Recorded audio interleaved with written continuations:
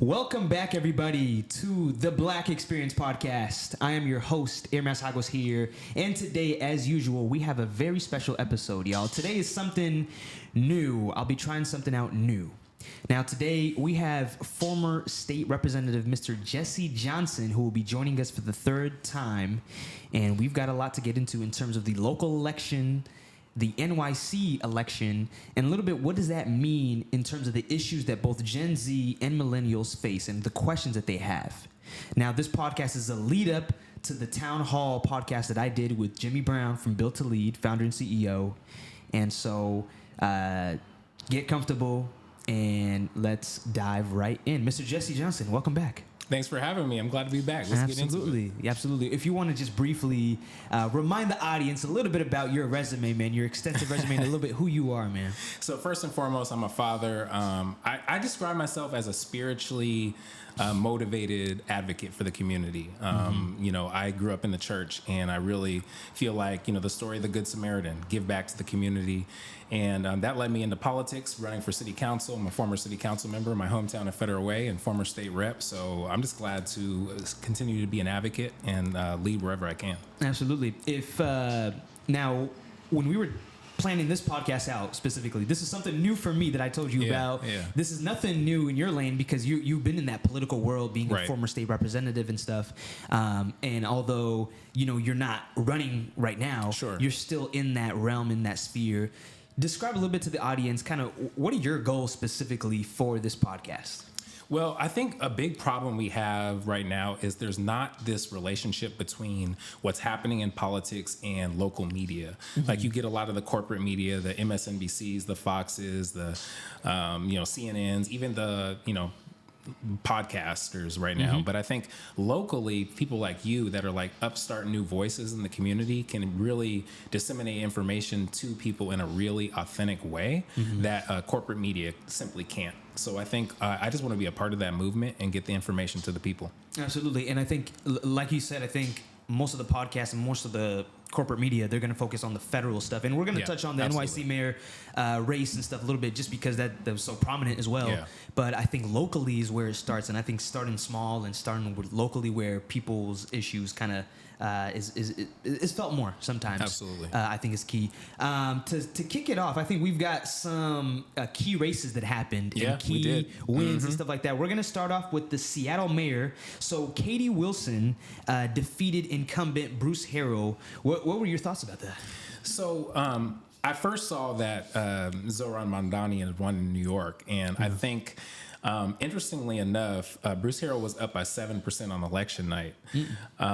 But we all know that progressives and young people vote late. And so what that means is, especially in mail-in ballots, that a lot of the new votes that are coming in post-election night are going to be leaning towards the left. And Bruce Harrell is more of a moderate Democrat, and I can say that. He's my fraternity brother. I love the guy. He's a good guy. You know him personally? I know him personally. Wow. But he's more moderate. Katie Wilson is a self-described Democratic socialist. And Howard Thurman called socialists as folks that focus on the innate rights of humans over capitalism. Right. And so I think socialism is kind of this thing that's been around a long time. But what it really means is focus on the human being, focus on the issues that matter to the regular person, like affordability, like public safety, like homelessness. And I think that's something that a lot of people are interested in seeing addressed is those real life, everyday issues. And so I was not too surprised as the election progressed and she continued to build her lead. I think the surprise for me, honestly, is that folks were so willing to take a risk on a political newcomer. And so she's, a new voice in the community. She's never been elected, but she did speak to those everyday issues like affordability. And right now, the reality is, people are really hurting. If you go out into the community, whether it's housing costs that are skyrocketing, whether it's food and childcare, whether it's, trying to take care of parents that are aging out, a lot of people are really struggling, especially in that millennial age group like myself. I'm 35 and, I have parents that are getting older. I also have 2 kids. I also have a family that I'm trying to provide for. And it's just so expensive out here. And that's what she spoke to. And I mean, I think affordability being one of the key issues that both millennials and a Gen Z's, me being a Gen Zer face is one of the key things. Yeah. So Bruce Harrell, from what I got, was he? So you were saying he didn't get much of the young voters. That's right. And the young voters were getting with Katie Wilson because of her stance on affordability. Yeah. So typically in especially local elections, older people vote more. Let's just be honest. Over 50% of the electorate is under 35, yet we vote at a rate of like 10 to 15% on non-presidential years. This year, though, it increased to like 35% across the country in that age group, which seems low, but in reality, it's actually pretty high. And so because of what's happening at the federal level with Trump and the administration around tariffs, skyrocketing costs, you have budget shortfalls across the country, you have Medicaid being cut, SNAP being cut, and people realize locally, we're going to have to address these issues because the federal government, we cannot count on them for the next 3.5 years.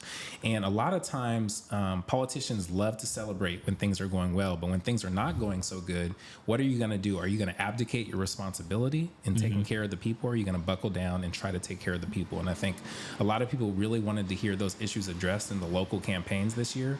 And it's tough because Bruce came into office in 2021 post Jenny Durkin during COVID, during the George Floyd movement, and he really had to rebuild Seattle from a dumpster fire. We were really bad in 2021 if people think about it. And now if you go around the city, you can go around the city and feel safe. You can go to Pike Place Market with your family and feel like it's a good environment, right? So I did think he did some good things, but I think the campaign mistake is not focusing on that 18 to 35 or even 35 to 40-year-old that is struggling right now. You have UW students that are moving back home, working 60 hours a week, but can't afford to buy a home or get an apartment. That are moving I don't even back want to think about those costs in downtown. Yeah, exactly. It's insane. They say right now the average cost of a home in Seattle is over $1 million. In South King, even where I live, it's over $800,000. Oh my gosh. And so what are people going to do, right? And so you got to speak to those everyday issues. And I think with all the political jostling and maneuvering that's happening to get votes, if you speak to those everyday issues right now, if you speak to the fact that people cannot afford to live in their homes, cannot afford to drive because of gas, cannot afford to buy groceries, you are going to get their vote because that's what they're dealing with on an everyday basis. Yeah. And so that word democratic socialist, that kind of, I think that's something that kind of throws me off a bit because I think about it, I'm like, okay, so socialism and then Democrat. So what is the difference between someone who's just a socialist between someone who is a democratic socialist? Well, I think a Democrat, and typically Democrats in the past, the party has changed a lot since the 60s or whatever, but we're typically more blue collar. We uphold the values of working families from a historical perspective. I think a lot of that has changed, honestly, because of how expensive it is to run a campaign. And so now there's so much corporate money in campaigns, which we call dark money. I can't wait to see dark money out of politics because now you have all these super PACs forming to get people elected. Yeah. And unfortunately, people with the most money raised typically win elections. What we're seeing with people like Katie Wilson, with Zohran Mamdani, with Girmay is if you are willing to speak to the people, do a grassroots campaign, go out to the barbershops, go out to the diners, speak at apartment buildings, but also run a really good social media campaign. And even if you're only getting $15 to $50 donations, you can win an election over someone getting thousands of dollars per person because you have that grassroots momentum. And so I think socialism is something that kind of started a long time ago, but AOC was really the first person, Knock the House Down was the Netflix special. Bernie Sanders as well. Bernie Sanders, of course. Yeah, I can't forget the legend, Bernie Sanders. But Zohran took it to a new level. He really simplified his message. He said, freeze the rent, keep our rent the same, free transportation around the city of New York. He said, we got to have no-cost childcare, and we're going to pay for it by taxing the top 1%. in our state. And so he simplified it. If people that make more pay a higher share, we don't have as much of a regressive tax code in New York, then we can upend the system and get people that are not making as much at least a better level than they were before. And I think Katie kind of took that model for Seattle as well. And so we're seeing, I think in the next few years, we're going to see a lot of self-described democratic socialists. Now, here's the interesting thing. Zohran Mamdani, and I know we'll get into him, he got 30% of Trump voters. Like, think about that. Trump called Zohran a radical left-wing lunatic, and he got 30% of his voters. So there's this overlap of Obama, Trump, Zohran Mamdani, kind of Obama, typical Democrat, Trump, right-wing, whatever, and Zohran, a self-described socialist, that are all voting in the same way. Like, how does that make sense? Well, it's because people are so frustrated with the system, so angry at politicians not addressing issues, not putting words into action, that they're willing to take a political chance on a newcomer or an upstart just to change it. And here's how I would kind of like relate it to, like, we know our guy Ephraim Boonboona, right? Sure. So you have Starbucks, corporate coffee company for a long time. Right now, there's like this flip. A lot of people are going and spending money at local mom and pop shops, local coffee shops instead of Starbucks because their views on a lot of issues and their corporate status. Sure. People want something different and bold and new and progressive to upend this status quo, typical like corporate thing that is just always taking up all of the energy in the room, taking up all the money. And so I kind of equate it in the same way in the economy. Like Boonboona is now rising. They're now servicing the University of Washington.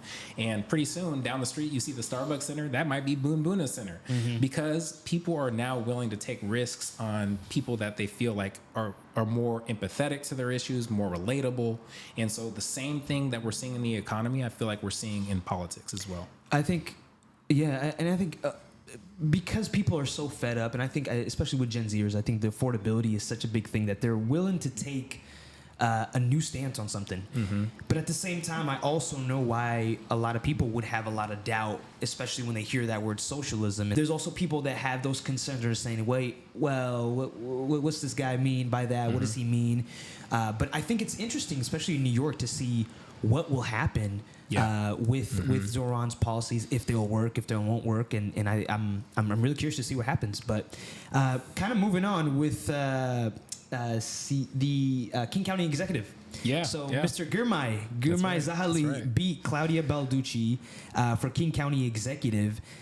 This is someone that came to the town hall that you were at with Mr. Jimmy Brown. What were your takeaways from that?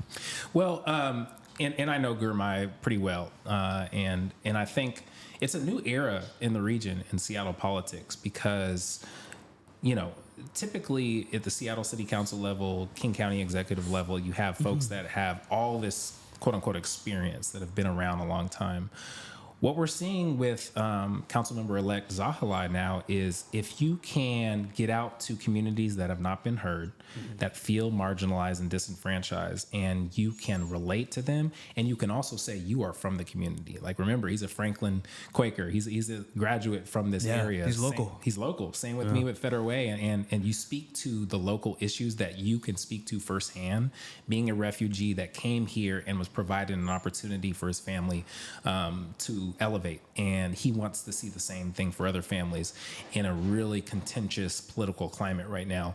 And he's filling that vacuum, I think, of the working class in similar ways to new city attorney Erica Evans, who won, new city council members Dion Foster, Alexis Mercedes Rink, and Katie Wilson, of course, for mayor. All of these newcomers coming in at the same time. It's no coincidence. It's this movement. It's really not a moment. It's a movement towards a new era in progressive Seattle politics. And I think that representation part too, you know, seeing someone that comes from your community and get up to that rank and to now win that race, I think he has a bright future. So I'm curious to see how he does. Now, I will say the challenge, because there's always a challenge. There's a difference between campaigning and governing, and I know that firsthand, is when you campaign pretty progressive, as I have before, there's an expectation. Like heavy is the head that wears the crown, right? Yeah. Like I love Spider-Man. Uncle Ben says, with great power comes great responsibility. Yeah.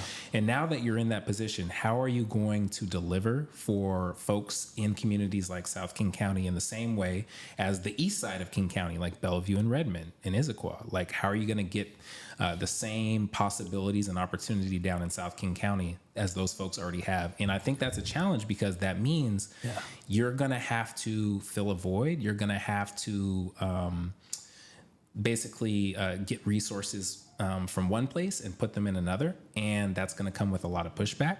I'm interested to see how he handles this first few months, because I think that's going to say a lot. But I'm just excited to work with Girmay, and I think he's going to be a really good county executive because he cares. He cares for the people, and I know that firsthand.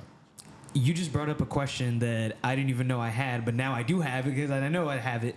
And that is the difference between the campaigning and governing. Now, when you were running, how much of, because of that pressure of saying, okay, you know what, I'm promising X, Y, and Z to all my constituents, and they have elected me now. How much of those things were you actually able to get done? Because I think there's a misconception of people say, okay, you know what I mean? There's promises made and promises kept. How much of those promises were you able to keep with the reality of politics? Now, I think for me, timing was really everything. So I came in politics right after Trump was elected, City Council 2017. And my big message was representation. We had never had someone under the age of 35. We had never had an African-American male. Youngest ever, first African-American male in City Council. And I said, I'm going to be a representation, and not just in a symbolic way, but being on the City Council and bringing in my community with a level of engagement that other electeds had not brought in. Now, what I did say was, my focus is simple. Young people, opportunity, workforce development, education. Those are my issues. What happened was obviously George Floyd in 2020, and that whole dynamic changed my trajectory, because I had to focus on police accountability issues, and the community wanted me to. It was a heavy year. So it was a heavy year, but it really changed. But I think the biggest thing is, and what I appreciate about people like Girmay, is he is really engaged and present and active in his own district. And I think he's going to replicate that at the county executive level. The challenge, again, is funding, resources. How are you going to bring resources to communities that need it most in a time when there's a lot of uncertainty about the economy? And I think the answer and the solution really is being able to co-create, co-develop, and co-collaborate with community, with private industry. For example, the pre-apprenticeship program at Federal Way that I got state funding for, we got $1 million to launch it. There's no more state funding for it. It ran out. But now we're coupling with construction companies and skilled trades companies to get private dollars to fill that void, because we're being so successful. So I think having the relationship with the private space is super important for a public official as well. And so I think that's going to be interesting to see how that occurs. Absolutely. Just to cut for a sec. What does this say right here? Oh, South King County in general. So South King County, SK, sorry. Gotcha. No. I was like, South King County races in general. So you could just even say, like, I'm just going to say in general, then just bring it up. Okay.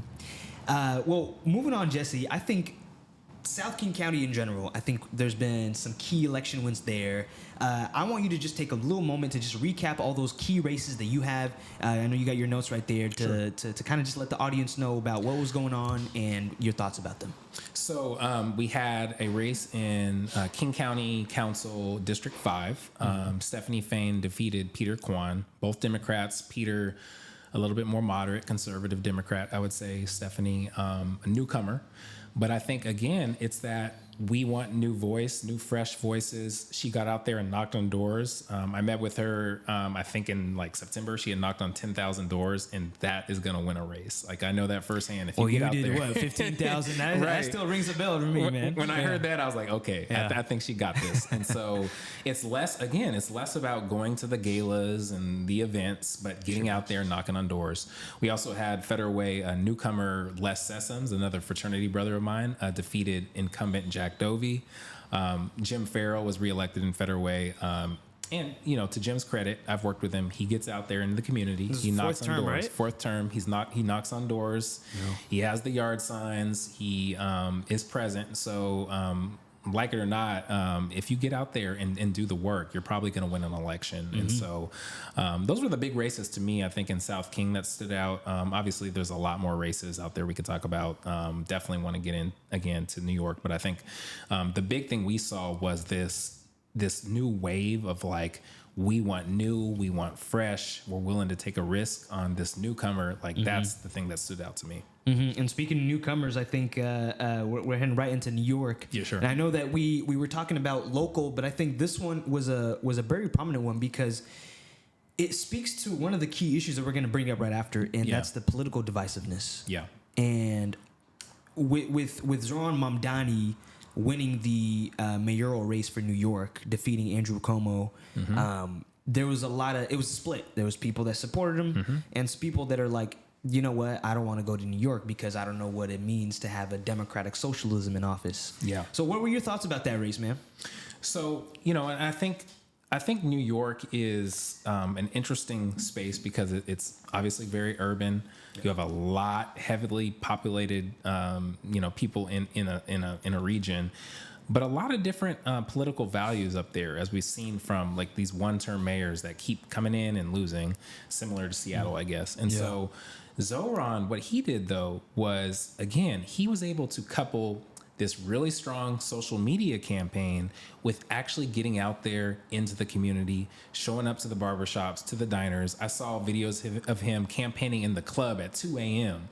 You serious? Yes. If you go to his social media, this guy was everywhere. He covered all of New York, and he built a really good team. And the momentum, I think, really stemmed from his authenticity. Like, I am from New York. I'm only about New York. I want to deliver for New York. Like, forget everything else. I want New Yorkers to prosper. And I think that's vital in a campaign, is that you really stick to what matters the most in the people that are going to vote for you and the constituents. And so he spoke to housing, healthcare, affordability, childcare, like the mega issues. And there's also this new wave of like, if you're able to get young voters on social media really excited about your campaign and build the momentum that way, you have a strong chance of winning as well. So I saw him doing TikTok videos. I saw him like out on university campuses. Like, well, this is kind of a part of it is kind of the playbook that we were talking about in our first podcast with the 2024 election. I think, these days you gotta almost come on a podcast, do a TikTok, do a short, do a clip, because that's just where people's attentions are. You know what I mean? Yeah. So that's a smart exciting. move. That's a smart move. Absolutely. I want us to kind of dive into some of the topics. And this is maybe some people were waiting for this part because they were like, you know what? There's a lot of issues that I'm a Gen Z or I'm a millennial face. So we did a poll, y'all. I did a little poll on my channel and just asking some friends around. Now, I'll start off with Gen Z and then I'll let you kind of dive into some of the things about millennials. Some of the key issues, y'all, that we face, and number one is cost of living. Number two was the job market and finding a job, and how so many people that graduated with me cannot seem to find a job. Yes. Like it's, and some of them even have great majors. City safety. Yeah. Am I safe in this city? Am I safe in Seattle? Am I safe in New York? Am I safe wherever I'm at? And the last but not least, political divisiveness and how hot the political climate is. So those were kind of some of the issues that we kind of are facing or have questions about. I'm curious to know, do y'all on the millennial side see any relatability with that? Absolutely. I mean, I think like there's this really big divide of like who's going to plant the affordability flagpole. Like, is it going to be the left, the right, or the really left or the really right? And so I think the really left, the socialist movement that we're seeing, is we are about empathizing with the everyday person that's just struggling to provide for their family, find a job, that recent college graduate that is trying to find their way in this new economy with AI. And, and I think the big thing is really being able to relate to your constituents. And I think that's what Zohran Mamdani did. I think that's what Katie Wilson did. I think that's what Girmay did. And I see that as the new wave that's going to continue. And it's, the age old thing, like, a politician is someone that I want to be able to, share a beer with or sit down with and feel comfortable with.